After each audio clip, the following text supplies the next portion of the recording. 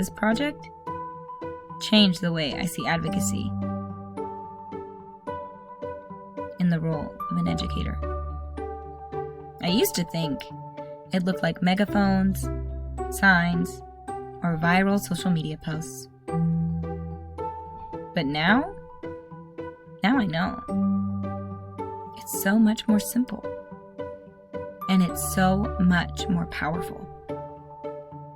It's about listening to the voice in your heart, the one telling you to rise above. There's a lion inside each of us, and advocacy is the courage to let it roar. Not just to be heard, but to be felt. The key isn't being fearless, it's speaking even when your voice shakes, when you don't know the next step, only that it can't be backward. Advocacy is noticing this inside our hearts and actively making a move. Even if that move is just listening. Brené Brown teaches us to lean into our courage more than our comfort, and choosing to rise even in uncertainty. A few years ago, I first felt this shift, a pull in my bones whispering, "It's time to grow." I didn't know why I felt it, but I'm a firm believer that what is meant for you is always trying to find you. And you don't need to chase it. You need to listen. Even 10 years ago, as a naive 17-year-old just first entering this field, I felt these little whispers. And I knew something deeply, that our work matters. And if no one else saw it, then I would be the voice that did.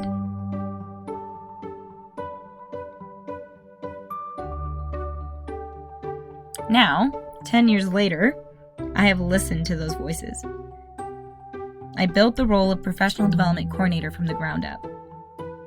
Not because I had all the answers, but because I listened to what was needed.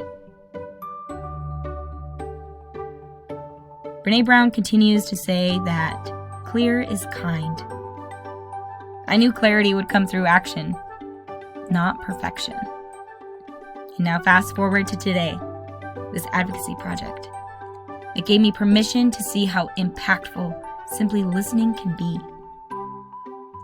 So I chose the topic of educator scholarships and funding because we're living through it. When supports were pulled, I felt it in my bones. And I knew this wasn't the moment to stay silent. Because I've seen firsthand how funding can make or break someone's dream. Research shows us that we already know in our hearts when we invest in early childhood educators, we invest in everyone's future.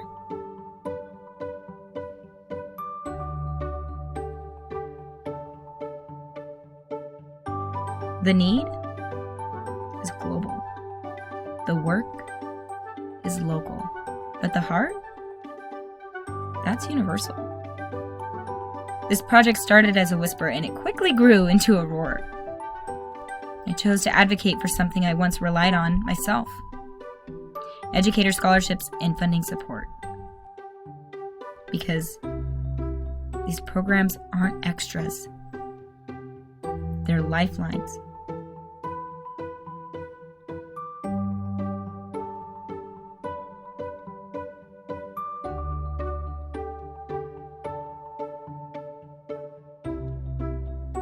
The TEACH data shows that scholarship recipients in early childhood education are more likely to stay in the field long term with higher degrees and lower burnout. Yet in Idaho, these programs are at risk. Scholarships being defunded, lowered, or even pulled completely. Educators left wondering how to keep going. I didn't just want to sit back and watch and wait to see how this problem unfolded. I listened. I listened to the worried and uncertain commotion that echoed in my staff room. that echoed in the public forums of these shifts in our education system. I even shared my own story with decision makers.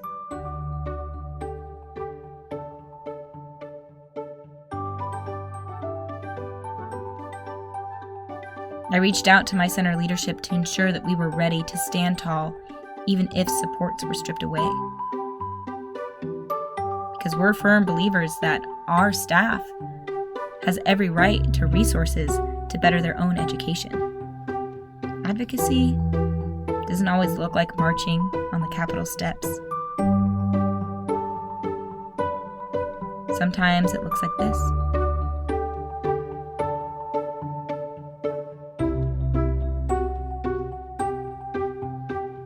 A dream in your chest. A voice that refuses to be silenced. And what did I learn? I learned that leadership isn't about titles. It's about action. I learned that advocacy starts when you decide your story is worth telling. If I could change anything, I would have stepped into my voice sooner. But now that I'm here, I won't back down. From the recent reports of the NACI research, the message is clear. Early childhood educators need professional pathways, not just for their benefit, but because our children deserve teachers who feel seen, supported, and valued. And how can we put that and invest it in our children if we don't feel it ourselves? The impact? Well, that's already here. I've seen educators believe in themselves and believe in themselves again. I've seen professional networks grow. And I've seen the ripple effect that begins when one person dares to speak up. So, while lawmakers debate dissolving departments meant to serve us, while they claim it's for the better of the children, I ask this. Did they ever stop and ask the children what they need? Because we do. Every day. And we hear them loud and clear.